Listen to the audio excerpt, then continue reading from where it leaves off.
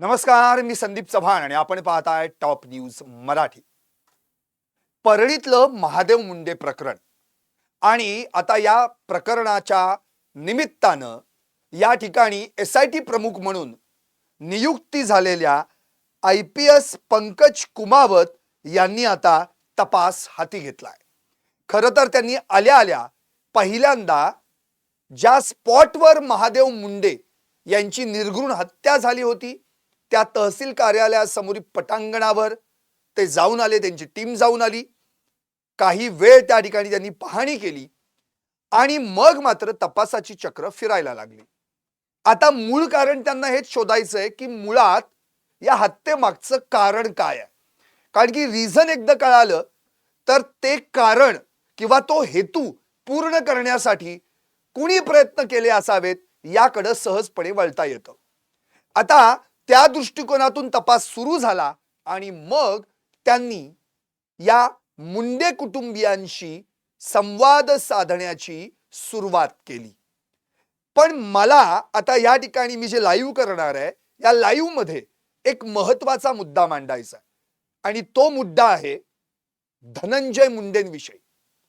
खरं तर या प्रकरणात धनंजय मुंडे, कारण की जेव्हा ही घटना घडली 21 ऑक्टोबर 2023 त्या काळात धनंजय मुंडे बीडचे पालकमंत्री होते.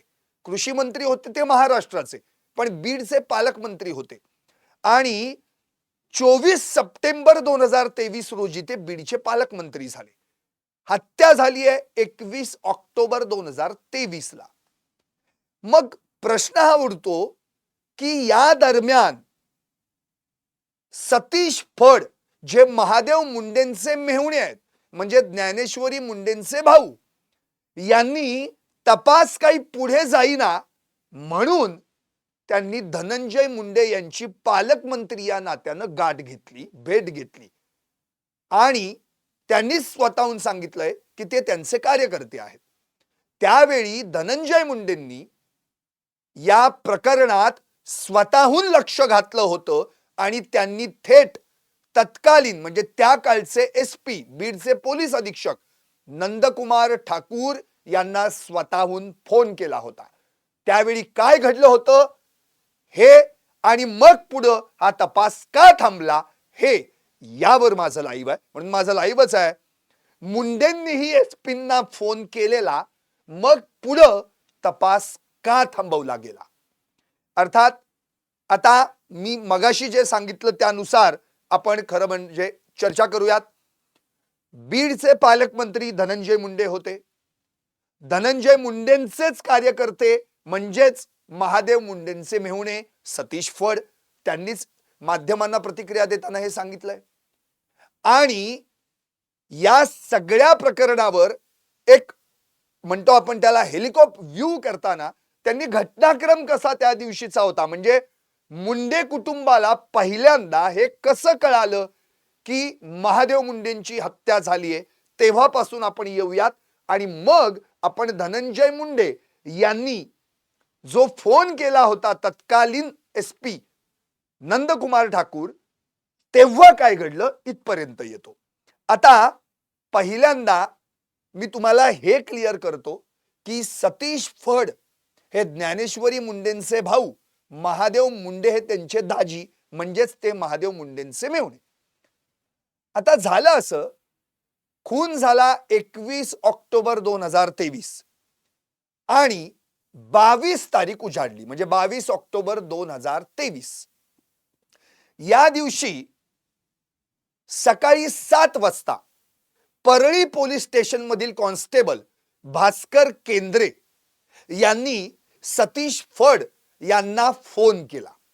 तेव्हा सतीश फड सकाळी 7 वाजता अर्थातच घरी होते आणि त्यावेळी भास्कर केंद्रेंनी त्यांना विचारलं की तुम्ही कुठे आहात. ते म्हणाले मी घरी आहे. तर ते म्हणले महादेव मुंडे तुमचे कोण आहेत. ते म्हणले माझे दाजी आहेत.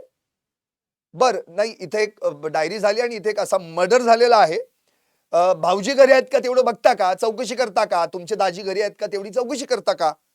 मग त्यावेळी मी लगेच कपडे वगैरे चढवले. आता हे सतीश फड सांगतायत आणि सतीश फड तिथून थेट लगबगीनं निघाले कुठं, अर्थातच आपल्या बहिणीच्या घरी. त्यांच्या घरापासून अवघ्या 2 किलोमीटर अंतरावर बँक कॉलनी आहे, त्या ठिकाणी ते निघाले जायला. आता त्यांच्या बहिणीचं घर म्हणजे ज्ञानेश्वरी मुंडेंचं घर हे रोड टच आहे, त्यामुळे त्यांनी बाहेरूनच ज्ञानेश्वरी मुंडेंना आवाज दिला आणि विचारलं की भाऊजी आहेत का घरात? तेव्हा दीदी म्हणाली रात्रीपासून ते घरीच आले नाहीत. आता हे ऐकल्यानंतर सतीश फड यांना डाऊट आला आणि त्यांनी थेट त्या ठिकाणी पुन्हा भास्कर केंद्रेंना फोन केला आणि त्यानंतर भास्कर केंद्रे म्हणाले की तू कोर्टासमोर ये, त्या ठिकाणी मी थांबलोय.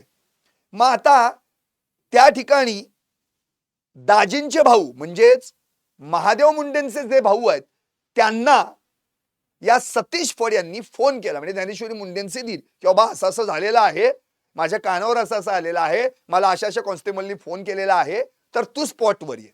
मग पहिल्यांदा त्या ठिकाणी सतीश फड पोहोचले, नंतर 5-10 मिनिटातच त्या ठिकाणी महादेव मुंडेंचे भाऊ पण आले. आता ते त्या ठिकाणी गेल्यानंतर जे त्यांनी दृश्य पाहिलं ते हादरलेच. म्हणजे जसं आपण संतोष देशमुखांचे निर्गुण हत्येचे फोटो पाहून अख्खा महाराष्ट्र हळहळला होता. आता तोपर्यंत जर हे सगळं जे काही आपण बघतोय हे प्रकरण आहे 2023 आहे, म्हणजे तोपर्यंत संतोष देशमुखांची हत्या नव्हती, तिथं 2024 ला आहे. पण संतोष देशमुखांचे फोटो व्हायरल झाले त्यावेळी त्यांना ते आठवलं सतीश फड यांना, म्हणजे आत्ता की मी देखील 1 वर्षापूर्वी माझ्या भावाची म्हणजे माझ्या दाजींची भाऊजींची अशीच परिस्थिती बघितली होती, तितकीच भयानक परिस्थिती होती आणि ते देखील फोटो परवा बाळा बांगरांनी आपल्याला मीडियाद्वारे दाखवले आणि आपण सगळ्यांनी बघितले. मुख्यमंत्र्यांचे डोळेच 2 मिनिटं झाकले होते ते बघून. आता हे झाल्यानंतर कुणी मारलंय, का मारलंय, हे मात्र आज देखील 22 ऑक्टोबर 2023 पासून या महादेव मुंडेंच्या ना मेहुण्याला कळलंय, ना महादेव मुंडेंच्या पत्नीला कळलंय, ना महादेव मुंडेंच्या वडिलांना कळलंय, ना त्यांच्या भावाला कळलंय, ना महाराष्ट्राला कळलंय. आता हे सगळं घडल्यानंतर अर्थातच लगेच तपासी अधिकारी नेमले गेले. त्या ठिकाणी PI रवी सानप यांची तपासी अधिकारी म्हणून नेमणूक झाली. आता 28 डिसेंबर 2023 हा दिवस उजाडला. 28 डिसेंबर 2023 हत्या घडली 21 ऑक्टोबर 2023, म्हणजे साधारण 2 महिन्यांच्या काळानंतर. त्या दिवशी काय झालं तर त्या दिवशी मुंबईवरून म्हणजे या तपासात जे कोण अधिकारी काम करतायत ते API सपकाळ हे मुंबईवरून त्या दिवशी आले. त्यांनी काय केलं होतं तर त्यांनी डंप डाटा, जो परवा मुख्यमंत्री म्हणाले की एवढे नंबर्स आहेत, 150 नंबर्स आहेत आणि त्यातला डंप डाटा छाटून त्यातला आता काम पुढे सुरू झालेलं आहे, तर त्यावेळचा डंप डाटा छाटून त्याची छाटणी करून API सपकाळ मुंबईवरून परत आले, तिथे जे सायबर तज्ञ स्पेशलिस्ट त्यांच्या माध्यमातून वगैरे. आता त्यांनी 6 नंबर काढले होते सगळी छाटणी करून. आता ते मुंबईवरून आले, हे 6 नंबर अर्थातच त्यांनी तपासी अधिकारी PI रवी सानप यांना तर दिलेच असणार आहेत, म्हणजे त्यांनाही माहीत झालं नंबर कुणाचे आहेत आणि नंबरवरनं नावं देखील ट्रेस होतात की नावं कुणाची आहेत, म्हणजे आरोपी तिथंच निष्पन्न झाले होते. 28 डिसेंबरलाच ही माहिती क्लिअर झाली. आता 2 दिवस API सपकाळ यांनी त्या ठिकाणी पोलीस स्टेशनला काम केलं, पण 2 दिवसांनंतर काय झालं कुणास ठाऊक, API सानप यांची प्रमोशनवर थेट पाटोदा पोलीस स्टेशनला बदली झाली. हे सगळं सतीश फड सांगतायत. पाटोदा पोलीस स्टेशनला बदली झाली. आता अचानक का बदली झाली काय, शेवटी सतीश फड पण एकदम गोंधळून गेले. त्यांनी फोन केला की बाबा सर काय झालं, तुम्ही थेट इथून बदली होऊन चाललाय वगैरे.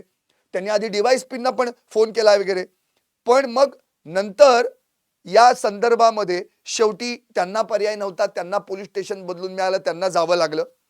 मग सतीश फड महादेव मुंडे यांच्या मेहुण्यांनी DYSPना फोन केला की बाबा असं असं आहे, मग आता करायचं काय, डंप डाटा छाटायला तर आता कुणीच माणूस आपल्याकडे अवेलेबल नाहीये.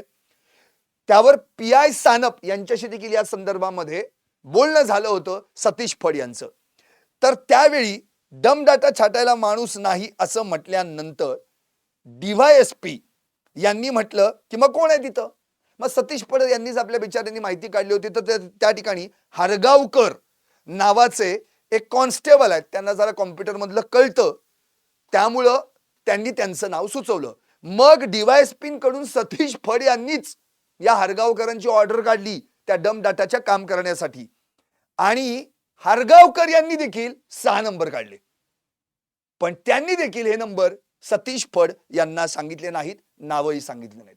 म्हणजे आता इथं किती माणसं झाली आहेत ज्यांना या डम डाटा छाटणीनंतर 6 नंबर माहीत झालेत, आणि आरोपींची नावं सुद्धा 3 जण. पहिले API सपकाळ, दुसरे PI रवी सानप आणि तिसरे कॉन्स्टेबल हरगावकर. आता हे तिघं कुठे आहेत? गेली 21 महिने महादेव मुंडेंच्या पत्नी ज्ञानेश्वरी मुंडे न्याय मागतायत, उपोषण करतायत, विष प्राशन घेऊन आत्महत्येचा प्रयत्न करतायत, भर पावसात रास्ता रोको करतायत. सानप यांचा CDR काढा, बरेच जे कोण त्याच्या आधीचे कर्मचारी आहेत त्यांचा CDR काढा म्हणून त्या अक्षरशः ओरडतायत, रडतायत, पण कुणीही CDR काढायला तयार नाहीये. सानप देखील स्वतःहून पुढे यायला तयार नाहीयेत. स्वतः सतीश फड म्हणतायत की सानप यांना पक्क माहिती आहे की हा खून कुणी केला, त्यांची नावं काय, त्यांचे नंबर काय, सगळं माहिती आहे त्यांना, पण सानप का पुढे येत नाहीयेत? या वर्षभरात इतके तपासी अधिकारी झाले, 8 तपासी अधिकारी झाले. पहिले रवी सानप, नंतर भार्गव सपकाळ, नंतर त्याच्या नंतर गुलबर्गे, नंतर दहीफळे, नंतर नाचण, नंतर DYSP अनिल चोरमले, नंतर DYSP कमलेश मीना, LCBचे शिवाजी बंटेवाड स्थानिक गुन्हे शाखा, आणि आता पंकज कुमावत. म्हणजे प्रश्न हा पडलाय की एवढे सगळे तपासी अधिकारी बदलले जातात, पण एकाला सुद्धा असं वाटत नाहीये की पहिले जे रवी सानप होते, ज्यांनी याच्यातनं 6 नंबर ट्रेस केले होते, त्यांना बोलावून का नव्हे त्यांच्याकडून माहिती घ्यावी आपण? का त्यांची चौकशी करू नये? का त्यांचे CDR डिटेल्स काढू नयेत आपण? काय API सपकाळांना बोलवून घेऊ नये? काय म्हणजे याचा काय विषयच येत नाहीये. म्हणजे या संदर्भात कोणीच विचारच करत नाहीये, अगदी DYSP मीनांपर्यंत. आता काल तर असं म्हटलं सुरेश धस यांनी, जे शेवटचे कमलेश मीना होते DYSP, त्यांनाच मुळात वाल्मिक कराड यानंच आणलं होतं म्हणे, स्वतः सुरेश धस सांगतात. आणि बाळा बांगर यांनी त्यांच्याकडे जबाब दिला, आपला नोंदवला, पण तो जबाब रेकॉर्डवरच नाहीये म्हणतात ते. तो रेकॉर्ड काय त्यांच्या जाताना खिशात घालून गेले काय कमलेश मीना बदली होऊन, असं स्वतः सुरेश धस म्हणाले, तर मी म्हणत नाही. म्हणजे विचार करा की या प्रकरणात असं गुढ काय दडलंय हेच कळेना झालंय. आता हे सगळं झाल्यानंतर आता आणखी एका माणसाची एंट्री आहे. PI सानप साहेबांना सगळे आरोपी माहिती आहेत. ते मला 28 डिसेंबरलाच म्हणाले होते 2 दिवसात आरोपी अटक करतो. म्हणजे जेव्हा API सपकाळ 28 डिसेंबर 2023 ला या प्रकरणातून डंप डाटाची छाटणी करून 6 नंबर घेऊन आले होते, त्याच दिवशी मला रवी सानप म्हणाले होते की 2 दिवसात आरोपी अटक करतो. हे कधी म्हणले? 28 डिसेंबरलाच. पण नंतर अटक तर झाली नाहीच, पण उलट 31 डिसेंबरला मला म्हणाले की हा गुन्हा LCB कडे वर्ग कर म्हणून. अरे का? याच दरम्यान बाळा बांगर सांगतायत, काय सांगितलं होतं बाळा बांगरांनी, की रवी सानप यांच्यावर दबाव टाकण्यात आला, अमुक तमुक आरोपी आहेत, हे असं त्या FIR मध्ये नोंद करा आणि यांना आरोपी बनवा, यांना आत घाला. तिकडे पुढे तर शिवराज बांगर यांनी आणखी पुढे जाऊन सांगितलं की महादेव गित्ते, बबन गित्ते यांची नावं त्यात टाकायला लावण्यात आली होती, पण रवी सानप यांनी ते मला मंजूर नाही, मी ते करणार नाही असं म्हटलं. मग शेवटी जे राजकीय दबाव त्याच्यावर टाकण्यात आला त्यांच्यावर, त्यानंतर त्यांनी बदली केली का बदली करून घेतली हे त्यांना माहिती. आता हे झाल्यानंतर LCB कडे वर्ग करा असं म्हणाल्यावर स्वतः सतीश फड यांनी विचारलं की का, असं का? त्यावर ते म्हणाले तू जरा समजून घे. मग सतीश फड म्हणाले मी काय समजून घ्यायचं, त्यांची नावं तरी सांगा, आरोपी कोण आहेत, माझ्या भाऊजींना कुणी मारलं ही नावं तरी सांगा. त्यावर एवढंही म्हणाले सतीश फड, तुमच्यावर काही प्रेशर आहे का? त्यावर ते म्हणाले नाही नाही, तू समजून घे, तू LCB कडे वर्ग कर. आता मग मात्र सतीश फड यांचा पण नाईलाज आहे, आता एवढ्या मोठ्या पोलिसांसमोर बोलायचं काय. मग शेवटी त्यांनी काय केलं, त्यांनी थेट तत्कालीन म्हणजे त्या काळचे जे SP होते नंदकुमार ठाकूर यांचीच भेट घ्यायचं ठरवलं, सगळी कागदपत्र गोळा केली आणि हा गुन्हा LCB कडे वर्ग करण्याचं निवेदन दिलं. आता ते दिल्यानंतर या ठिकाणी त्यांच्यासोबत त्यावेळी महादेव मुंडेंचे वडील पण होते, त्यांचेही वडील होते, शिवाय काही भोपला हे ज्यांचं जे मूळ गाव आहे त्यातले ग्रामस्थ देखील काही होते. आता ते म्हणाले, नंदकुमार ठाकूर म्हणाले सतीश फड यांना, ओके मी वर्ग करतो. पण 15 दिवस निघून गेले तरी देखील तो एलसीबी कडे काही गुन्हा वर्ग झालाच नाही. मग मात्र त्यांनी परत एसपींना जाऊन एकदा आणखी 1 महिन्यानी गाठ घेतली एसपींकडे जाऊन. ते म्हणाले, साहेब काय अजून एलसीबी कडे गुन्हा वर्ग झालेला नाहीये. त्यावर त्या ठिकाणी एसपी म्हणाले 2च दिवस थांब, 2 दिवसात मी करतो वगैरे. आता मात्र सतीश फड यांना काहीतरी वेगळाच डाऊट यायला लागला.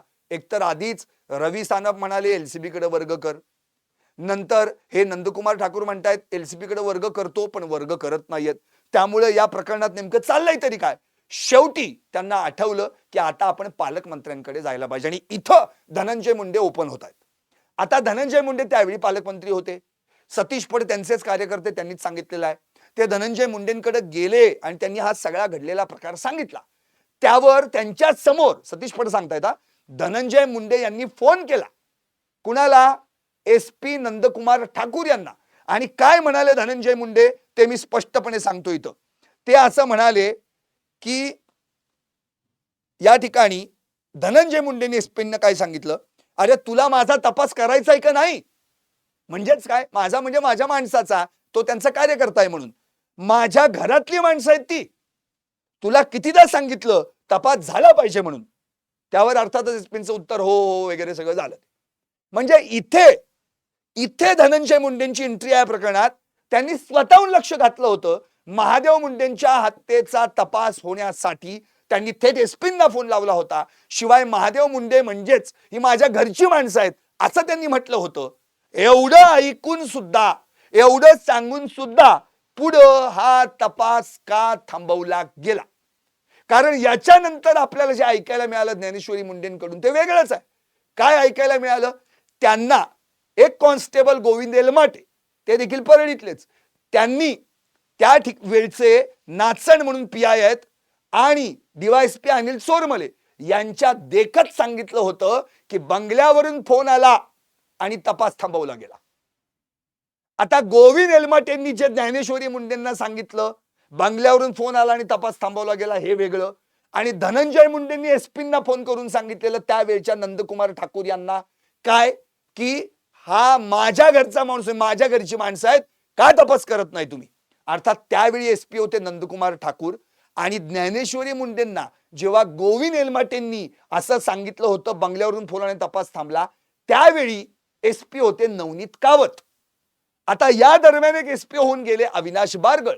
म्हणजेच नंदकुमार ठाकूर, अविनाश बारगळ आणि मग नवनीत कावत. म्हणजे पालकमंत्री असताना धनंजय मुंडेंनी ज्यांच्या काळात हे प्रकरण घडलं होतं त्या एसपींना स्वतःहून फोन केला होता की या प्रकरणात लक्ष घाला, तपास करा. आणि नवनीत कावत एसपी झाल्यानंतर त्यांनी जेव्हा परळीला व्हिजिट करायला लावली ज्ञानेश्वरी मुंडेंना, तेव्हा गोविंद एलमाटे नावाच्या कॉन्स्टेबलनं त्यावेळी सांगितलं की बंगल्यावरून फोन आला आणि तपास थांबवला गेला. आता त्यावरून ज्ञानेश्वर मुंडे यांनी निष्कर्ष काढायला सुरुवात केली, खोलात जायला सुरुवात केली. बंगला भले मुंडे साहेबांचा असला तरी चालवतोय कोण? आता बंगला म्हणजे त्यांना म्हणायचं होतं जगमित्र कार्यालय, अर्थात जगमित्र कार्यालय तर वाल्याच्याच हातात. त्यामुळं वाल्मिक कराडनंच फोन केला आणि हा तपास थांबवायला सांगितला असं ज्ञानेश्वरी मुंडेंनी म्हटलं आणि तसा आरोप केला. त्याच्यावर सुशील कराड यांनी जे परवा सुशील कराडनं या सगळ्या गोष्टीला उत्तर दिलं की मी, माझा भाऊ, माझे वडील, आम्ही कुणीही महादेव मुंडे यांना ओळखत नव्हतो. त्याच्यावर ज्ञानेश्वरी मुंडेंनी उत्तर दिलं आपल्या स्टॉप न्यूज मराठीच्या लाईव्हच्या माध्यमातून, जर तुझे वडील म्हणजे तुमचे वडील, त्याला सुशील भैया म्हटलंय ज्ञानेश्वरी मुंडेंनी, कारण की सुशील कराडनं ज्ञानेश्वरी ताई असं म्हटलं होतं. सुशील भैया, जर तुमचे वडील ओळखत नव्हते महादेव मुंडेंना म्हणजे माझ्या नवऱ्याला, तर मग पोलिसांना बंगल्यावरून फोन का केला या प्रश्नाचं उत्तर द्या असं ज्ञानेश्वरी मुंडे म्हणाल्या. अर्थात आता सगळ्यात आणखी एक महत्वाचा मुद्दा की हे सगळं झाल्यानंतर शेवटी धनंजय मुंडेंचाही फोन झाला. नंदकुमार ठाकूर हो करतो म्हणाले, पण एलसीबी कडे काही वर्ग झाला नाही. तो आत्ता एसपी कावत यांनी वर्ग केला होता. शेवटी या ठिकाणी सतीश फड यांना खूप संशय आला, डाऊट आला आणि मग त्यांनी थेट कोर्टाची पायरी चढायचं ठरवलं आणि 24 फेब्रुवारीला या ठिकाणी सतीश फड हे यांनी औरंगाबाद खंडपीठामध्ये रिट पिटिशन म्हणजे लेखी याचिका दाखल केली. हा इथपर्यंतचा प्रवास सतीश फड यांनी स्पष्ट केलेला आहे. आता या सगळ्या प्रकरणात हे जे काही घडलंय, नंतर नंदकुमार ठाकूर बदलून गेले, अविनाश बारगळ आले, या दरम्यान तर सगळं बारगळलेलं दिसते, काय घडलंच नाही या प्रकरणात, तपासच झाला नाही. नुसते तपासी अधिकारी एकमेकांना खो देत होते, तू उठ चल खो, मग त्यांनी त्याला खो द्यायचा खो, असं करता करता 5-6 जण गेले आणि मग उरलो कोण, डीवायएसपी कमलेश मीना जे शेवटचे तपासी अधिकारी होते त्यांना पण खो मिळाला, त्यांची पण तिकडे कुठेतरी बदली झाली, प्रमोशनवर तेही निघून गेले. शेवटी हे प्रकरण मग मात्र जोरात सुरू झालं. बाळा बांगर यांनी मध्ये खुलासे केले. बाळा बांगरांच्या खुलाशानंतर शिवराज बांगर, मग मनोज जरांगे पाटील आले, परळी ज्ञानेश्वरी मुंडेंना भेटले, मग हे आंदोलन उभं राहिलं, रस्ता रोको झाला, मध्ये त्यांनी विषप्राशन करण्याचा प्रयत्न करून आत्महत्येचा प्रयत्न केला. या सगळ्या गोष्टी घडल्या. शेवटी विधानसभेच्या सभागृहामध्ये हा आवाज उठवला गेला. मुख्यमंत्र्यांनी या संदर्भात कोणालाही पाठीशी घालणार नाही असं म्हटलं. हे झाल्यानंतर मग ज्ञानेश्वरी मुंडेंनी आणखी खळबळजनक खुलासा केला की त्यांच्या वडिलांना एक ऑफर आली होती आणि ही ऑफर अशी होती की ही जमीन तुमच्या ताईच्या नावावर करतो, तुम्ही मीडिया ट्रायल बंद करा. मग मात्र ज्ञानेश्वरी मुंडेंना वाटलं की आता कोणत्याही परिस्थितीत मला मुख्यमंत्र्यांना भेटलं पाहिजे. मग मनोज जरांगे पाटलांच्या माध्यमातून त्यांनी मुख्यमंत्र्यांची भेट घेतली असं स्वतः ज्ञानेश्वरी मुंडेंनी सांगितलं आणि मग त्यांनी मागणी केली की आम्हाला आता या प्रकरणामध्ये तपासी अधिकारी म्हणून, तपासी पथक प्रमुख म्हणून, एसआयटीचे पथक प्रमुख म्हणून पंकज कुमावत पाहिजेत. शेवटी पंकज कुमावत यांची जी मागणी होती ती मुख्यमंत्र्यांनी मान्य केली आणि तात्काळ एसआयटी स्थापन करून पंकज कुमावत यांना परळीमध्ये महादेव मुंडे तपासासाठी पाठवलं. आता इथपर्यंत हा प्रकार संपला. आता महादेव मुंडेंच्या तपासात पुढे काय झालं तर पंकज कुमावत आले, स्पॉट पंचनामा केला, त्या ठिकाणची पाहणी घेतली आणि आता त्यांनी माहिती काढायला सुरुवात केली की नेमकं हे हत्या का घडली आहे, याच्या मागचं कारण काय. आता कारण फक्त मी शेवटचं सांगणार आणि थांबणार आहे, ते फार महत्वाचं आहे. नेमकं काय घडलं. आता या प्रकरणामध्ये खरं तर आपल्याला आठवत असेल, वाल्मिक कराडच्या नावावर हजारो कोटींची संपत्ती आहे असं स्वतः आमदार सुरेश धस यांनी सांगितलं. नंतर रोहित पवार पण त्या संदर्भात बोलून गेले. आता हे एवढं सगळं झाल्यानंतर मध्ये काही प्रॉपर्टी पण त्यांची कोर्टानं सीज करून ठेवली, बँकेची खाती गोठवली वगैरे. आता ती कोर्टात तो अर्ज पण प्रलंबित आहे. या सगळ्या गोष्टी आहेत. तर या वाल्मिक कराडची जी काही मध्ये संपत्ती मालमत्ता कुठे कुठे आहे, त्यावेळी आपण बघायचो की भावड्या कराड असं नाव होतं. तर भावड्या कराड कोण आहे तर हा भावड्या कराड या वाल्मिक कराडचा अत्यंत जवळचा, त्यांच्या घस्तणीतला, घरातलाच असलेला एक विश्वासू माणूस आहे, अत्यंत घराच्या जवळचा. आता त्याच्यावर त्याचा त्या दोन्ही पोरांवर म्हणजे दोन्ही पोरांचा वाल्मिकच्या आणि वाल्मिक कराडचा पण त्याच्यावर विश्वास आहे. तर त्याच्या नावावर हा आपला याला जमीन प्रॉपर्टी गोळा करण्याचा भरपूर शौक आहे वाल्मिक कराडला. तर त्याच्या नावावर तो करत असतो. तर भाव जमीन करायची होती. आता आपण त्या जमिनी संदर्भात बोलूयात की नेमकं काय आहे. आता मुळात हा जो जमिनीचा व्यवहार आणि नेमकं काय आहे, या परळी शहरात शंकर पार्वती नगर या ठिकाणी 12 गुंठ्याचा एक प्लॉट आहे. 40 गुंठे म्हणजे 1 एकर आपण म्हणतो, पण हा त्याच्या निम्म्याच्याही निम्मा आहे, त्याच्याही निम्मा अशी परिस्थिती आहे. आता मुळात या जमिनीचा जो मालक आहे तो बीड शहरामध्ये राहतो. तर या ठिकाणी या जमिनीवर वाल्मिक कराडचा पण डोळा होता. दरम्यानच्या काळात महादेव मुंडे यांनी जमिनीचा प्लॉटिंगचा व्यवसाय सुरू केला होता. त्यात त्यांना बरकत आली होती. चांगल्यापैकी त्यांचे प्लॉटिंग करून त्यांना पैसे मिळत होते जमिनीच्या व्यवहाराच्या माध्यमातून. तर त्या सगळ्या प्रकारात महादेव मुंडे यांचं नाव थोडंफार चर्चेत आलं होतं. पण या प्रकरणामध्ये जी जमीन आहे 12 गुंठ्याची शंकर पार्वती नगर मधली, ही वाल्मिक कराडला पण पाहिजे होती आणि ती भावड्या कराडच्या नावावर करून घ्यायची होती. त्याच्या आधी त्यांना असं कळलं की या जमिनीचा व्यवहार सुरू झालेला आहे आणि हा व्यवहार सुरू कोणी केलेला आहे याच्या अर्थातच त्याला माहिती काढायला काही अवघड नाहीये.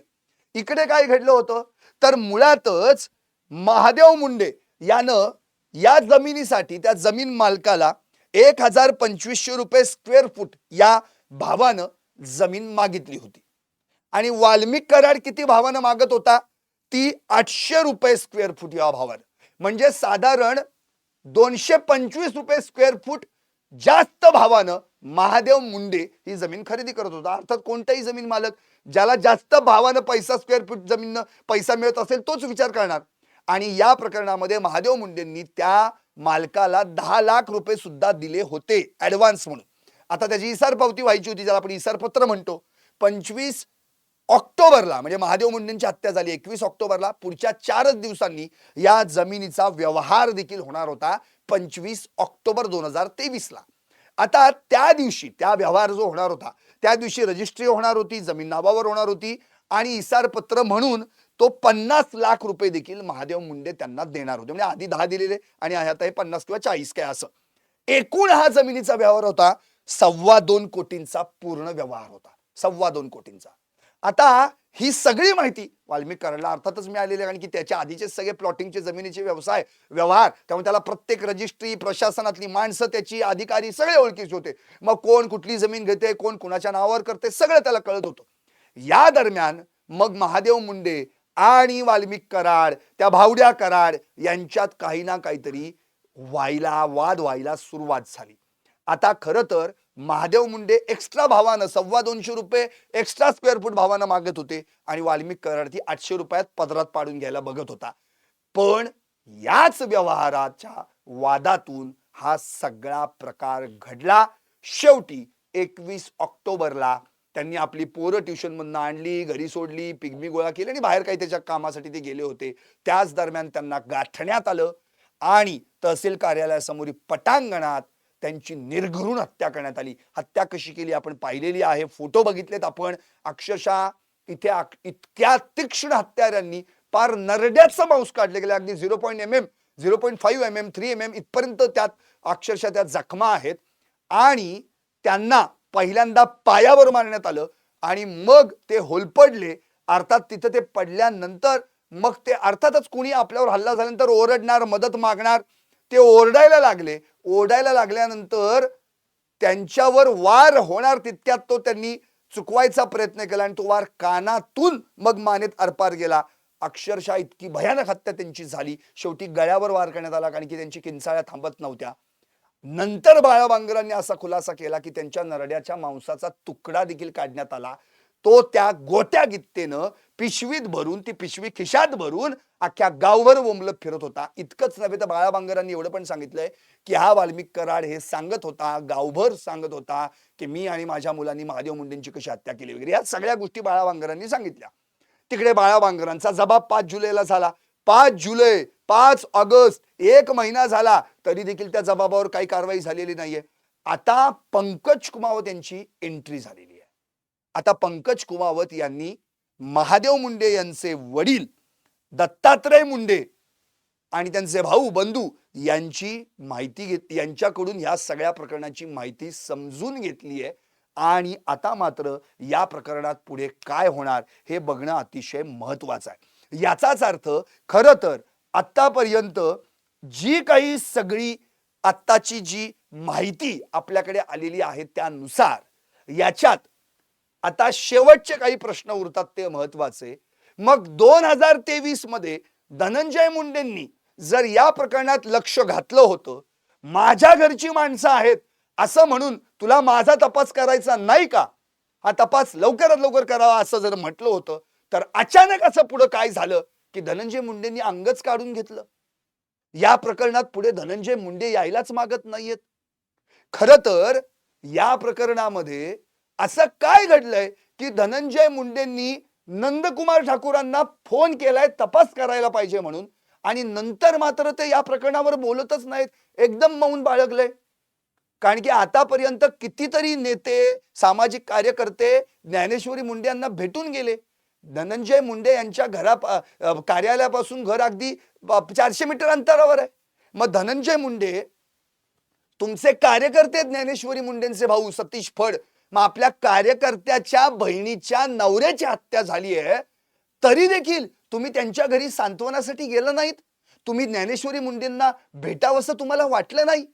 आधी तर तुम्ही स्वतःहून नंदकुमार ठाकूरांना सांगितलेलं की या प्रकरणात तपास करा म्हणून. मग असं मध्ये माशी काय शिंकली, असं काय घडलं की पुढे तो तपासच थांबला गेला, तो तपासच अक्षरशः रेंगाळला गेला. आणि नंतर मग असं कळालं ज्ञानेश्वरी मुंडेंना की त्या गोविंद एलमाटी कोण आहे त्याची सीडीआर काढा. ते कॉन्स्टेबल त्यांनी तर थेटच सांगितलं की बंगल्यावरनं फोन आला आणि थेट हा तपासच थांबला. तपास थांबवायलाच सांगितला.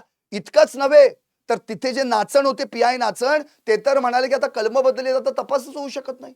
अरे ही काय भानगड आहे? याचाच अर्थ या सगळ्या प्रकरणात आतापर्यंत जे काही घडलेलं आहे त्यात जितके काही पोलीस अधिकारी कर्मचारी आहेत त्यांनी कोणत्याही परिस्थितीत याच्यात जर दिरंगाई केली असेल, याच्यात चालढकल केली असेल किंवा राजकीय दबावापोटी काहीतरी उद्योग केला असेल तर यांच्यावर पहिल्यांदा कारवाई व्हायला पाहिजे, यांची चौकशी व्हायला पाहिजे. आणि मला खात्री आहे पंकज कुमावत यातल्या कुणालाही सोडणार नाहीत.